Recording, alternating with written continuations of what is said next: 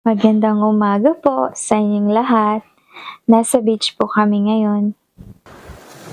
Early morning walkies. Sobrang aga pa po, 6:30 pa lang. Sobrang tahimik dito sa beach. Wala pang masyadong tao dito, kami pa lang.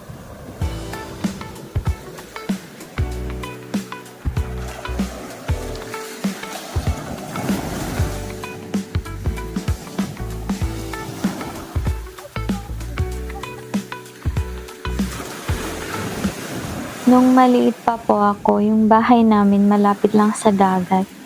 So pag nasa beach ako, hindi po ako naho-homesick kasi iniisip ko parang nasa Pilipinas lang din ako. Malapit lang din sa dagat.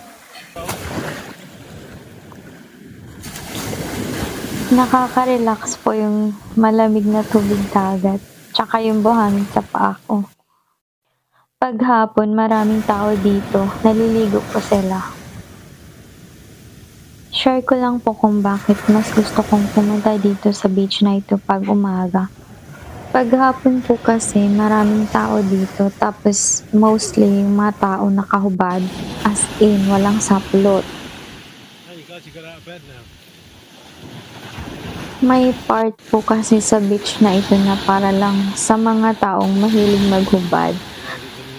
Part na po ito ng nude beach, so dito pwede kayo maghubad, hindi po bawal.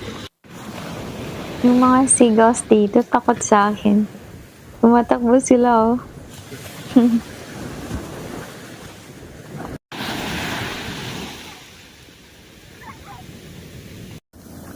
Sobrang happy ko po pag nasa dagat ako, pag ganito, naglalakad ako, tas nafe-feel ko yung dagat, tas naririnig ko yung mga hampas ng alon. Sobrang nakaka-relax po.